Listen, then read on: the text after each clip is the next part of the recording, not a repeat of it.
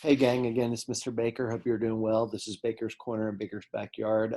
Today, what we plan to do is we're going to actually introduce a couple of important skills that we're going to be working on, whether you're an honors, AP, or standard US history. Reading and really reading with purpose is an important skill that you're not just going to use really for this class, but also for other classes, English, other classes you have to break down texts. So the topic of our session today is going to be critical reading and analyzing primary sources. Okay, so first of all, a lot of you guys know you've all read some textbooks in your lives at this point. Secondary sources are basically going to be written from different people's perspectives, or they give an overview of a historical time period. Those are going to be things that you'll be interacting with usually earlier in the week to kind of familiarize yourselves with the basic history. And then what we do is we get into what I call really the substance of history, which is the primary source. Okay, so at this point in time, all of you have had an opportunity or will have had an opportunity to work through texts in this regard. And so we're going to basically try to help you take your reading to another level. And these are going to be skills that you want to address throughout the course of the year. So let's get into this. Okay, so skill one is going to be effective note taking and secondary source reading. Okay, so you'll notice that the nuts and bolts here that we're looking for you to do, and we're going to do a sample here in a second to kind of help you with really how to put this into practice. But the key to effective note taking as you read or engage with content in any form, really, whether it's a class lesson or whatever, is to think about the meaning of what we read. Okay, so this involves vocabulary terms that we should be familiar with, as we'll see here in a moment, but this also involves processing. Okay, which basically means, as my mom used to say, guys, putting our thinking cap on continuously. I once heard one person say, and I believe it's a correct statement to make, that critical thinking or thinking in general, it's hard work, right? It requires us to really have and to be in tune with everything, a very clear, basic amount of attention, and making observations. Okay, now observations can be questions, and hey, Mr. Baker, I was reading this, and that's where needing maybe a degree of clarification from your teacher comes into it. Okay, there's a big difference between needing to have something clarified if you've read it. Hey, I read this and I know it said blah, blah, blah, but I wanted to see if you could kind of make maybe a little bit more sense of that, or you have a specific question. All right, I think I can speak for pretty much all the teachers that I know well that we love inquiry, right? And that's really what we're trying to get you to do. Okay. The other thing is, guys, as a lot of you will find this year as you're actually, doing writings and things like that, is that the one of the big things with history is that you're proving when you make a historical claim, you're using proof or outside evidence. All right, we'll come back to that in a moment. Okay, and so what reading allows you to do is it allows you to have a framework of how to go about doing that. Okay, you'll find that just like every historian does not have his or her own interpretation of the past, when you're trying to prove a point, let's say you're given an essay question, which we'll look at more later in future sessions, you might have an answer that takes a different perspective or uses a different set of evidence points than someone across the room from you. And you know what? That's acceptable, right? In fact, that's really the way that it should be. Okay. And so what close reading allows you to do is it kind of sets in motion this practice of how you're going to have the evidence to basically use to formulate historical proof. Okay. And so we're going to look at this more in a second, but the example is as you read your readings and or engage in the lesson content in class this week or moving forward, what important essential points did you take down that helped with truly understanding the themes of study? Okay, we're going to pause there for a moment so that you have an opportunity to really think about that. And we'll come back to breaking down a very short yet essential text. So give me just a moment.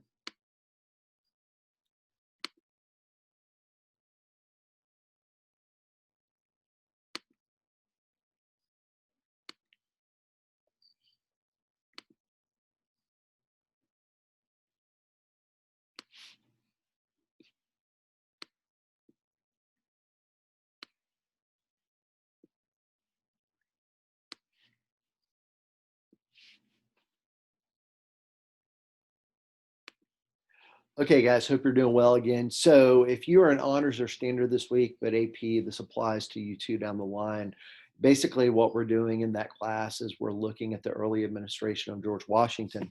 And what I asked you all to do, we're just going to read a very short excerpt here from your reading, but you'll notice that if you've started to kind of engage in the content in class discussion, then we started to really think about, okay, what does Washington do as far as creating a cabinet of advisors, et cetera? Okay, sometimes we refer to those as executive departments. Okay, so the first part of this reading guide, you started to read over the first 10 amendments of our Constitution. We call that the Bill of Rights. And if you take a look, guys, look at what it says. Members of the first Congress under the Constitution were elected in 1788 and began their first session in March of 1789 in New York City. Okay, so we know that eventually the capital will be changed to Washington, D.C., but that's not where it was to start off with. Okay, it was widely assumed that Washington would be the Electoral College unanimous choice for president, which of course we know he was elected handily. And indeed, that was exactly what happened. Washington took the oath of office at the first president on April 30th of 1789. Moving forward, that will be March 4th. And then after the 20th Amendment is passed, it will then become January 20th. Okay, so you want to keep that in mind. Okay, from this point on, what the Constitution and its system of checks and balances actually meant in practice would be determined from day to day by the decisions of Congress as the legislative branch, the president as the head of the executive branch, and the Supreme Court as the top federal court in the judicial branch. Okay, so if you look at your weekly vocab, okay, this is where you want to think about closed reading. You have about 3 key terms in that first week for honors and standard that basically give you definitions of those 3 branches. Okay, so the executive branch is going to carry out or execute a law. The Congress or legislative branch is going to actually pass or basically make policy or legislation, and the U.S. Supreme Court is going to basically interpret the law or the Constitution. Okay, and so that's what you should be thinking about with breaking a text down is, okay, what do all these different branches have? Well, checks means that they're going to have the ability to kind of limit the potential power of the other branches. And you might create a question as you're writing down in your reading for the week. Okay, well, what would be something I already know about checks and balances or separation of powers, or, what would be something that would create maybe some confusion here with things. So those are all things that as you're closely reading that you want to basically write down, take down, etc. But look at what it says next. I'm not going to read the whole thing here, rest of it. Executive departments organizing the federal government. Okay, so as you're reading, again, guys, you're always processing, what does it mean to organize? Well, when I think of organization, I think of having things in a proper place that basically makes carrying out tasks a lot easier. Okay, now those tasks for Mr. Baker are going to be fairly simplistic compared to, what the role of like somebody like Thomas Jefferson with Secretary of State's going to be, or somebody like Alexander Hamilton with the Treasury Department or whatever. Okay, but anyway, at the end of the day, the idea of organizing means that Washington is going to make decisions on how that moves forward. So look at what it says, as chief executive. What does that mean? Well, that's going to be one of the many roles or hats that the president is going to wear as president of the United States. All right, if you ever heard him being referred to as commander in chief, that's another one. Okay, but look what it says. Washington's principal task upon entering office was to organize new departments out of the executive branch. Okay, so these are all going to be, the cabinet, guys, is all a part of the executive branch. The president is going to appoint members to the cabinet, and the Senate is going to confirm, excuse me, those appointments. Look what it says next. In fact, the Constitution specifically authorizes the president to appoint, provided the president's nominees are confirmed and approved by the Senate. So your question might be, okay, is that, why would the Senate need to confirm? It kind of goes back to that checks and balances and that separation of powers.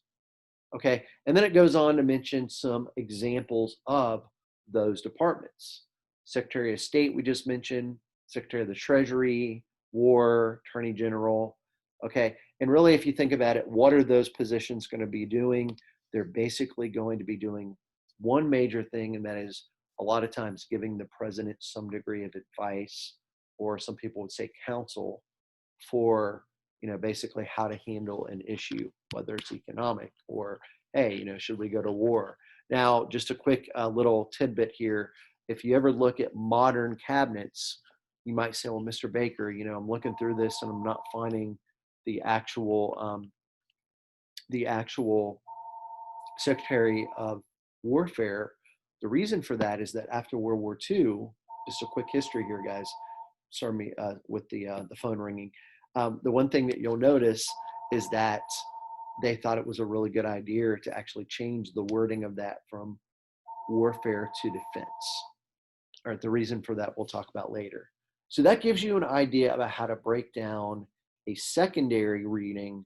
Next thing we're going to do very briefly is we're going to actually talk about how to break down a primary source.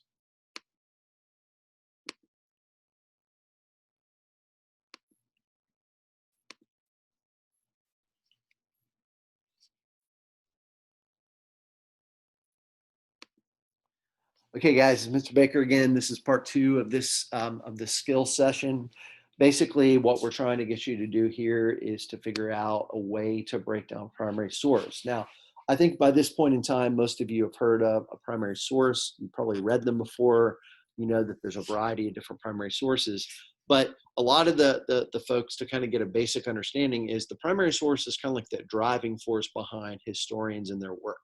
Okay, and a good way to look at it is that these primary sources are materials that have survived the past. These could be things like, I'll give you an example. I grew up in Southern Ohio in an area that was very heavily influenced by a group of Native Americans called the Hopewell. They basically were mound builders.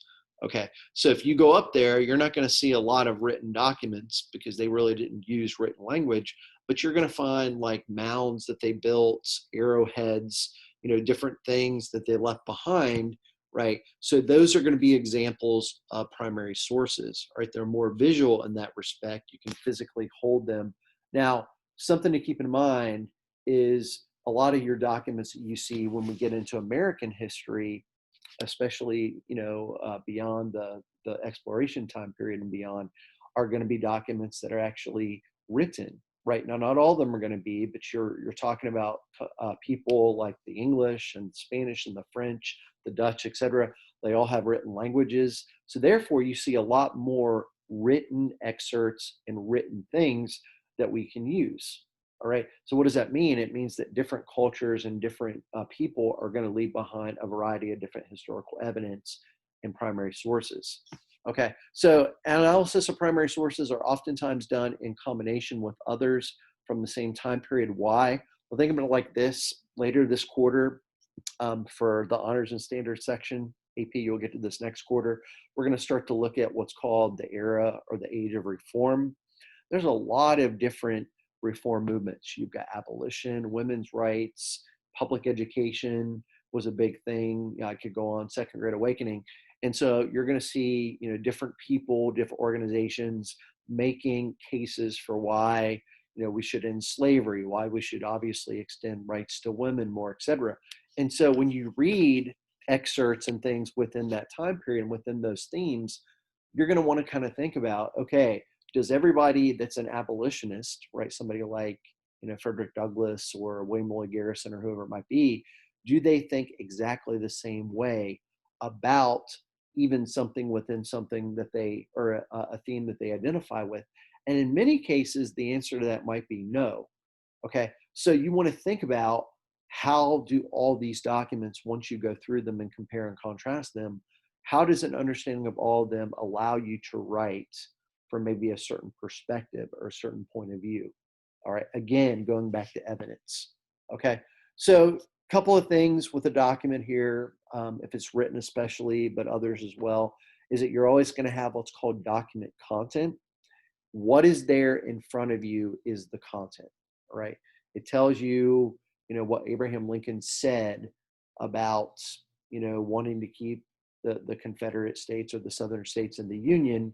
Okay, but where we go beyond what I call a surface level is what we call the Hippo method. Now, if you've taken AP before, this might be something you've heard of. but it's a valuable thing when you're breaking down a resource for your other classes as well. Okay, so HIP and O, the H stands for historical situation or context. What shaped the creation of this document? Okay, what is going on that basically allows you to understand the document's place in history? The second element, intended audience. Who was the audience the document created for? Sometimes it might be a very specific defined group.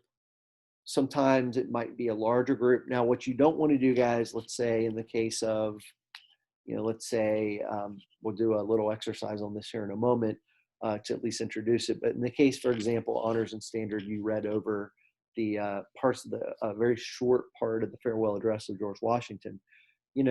Is it directed at the entire nation? Yeah. But the question is, okay, why would that be the case?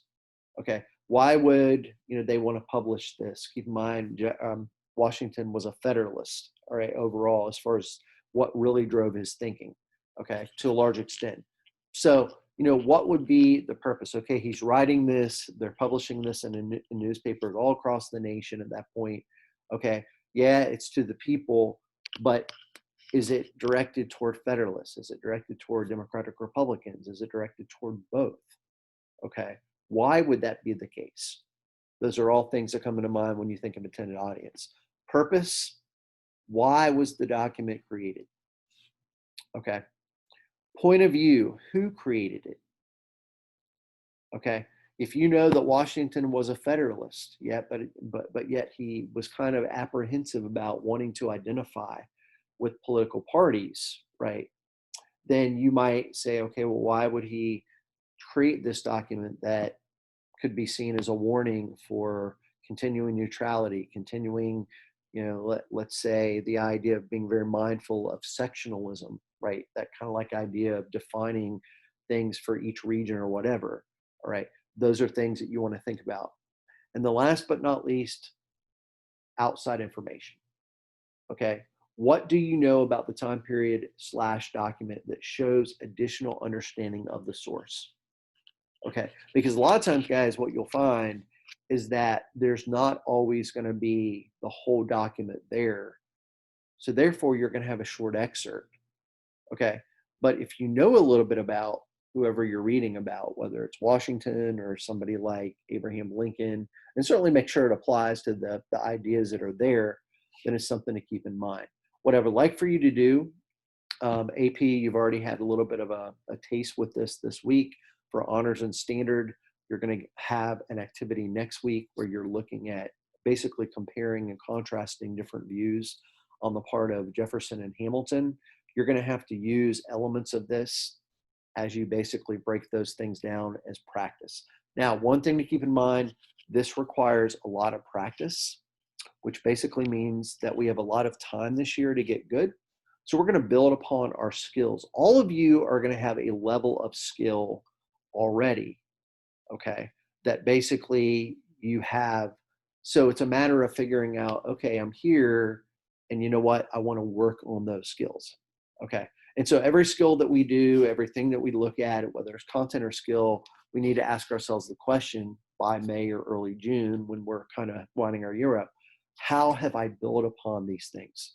Okay, I hope this has been a really good introduction to you about how to break down readings, secondary and primary sources. If you're in the session today, we'll do a little bit of the task below together. If not, you can do that on your own, and certainly feel free to send me an email with any questions that you might have, bakerd@franklinacademy.org. I appreciate your time, and as always, be safe. This is Baker signing out, and I hope you all have a wonderful rest of your week. Thank you.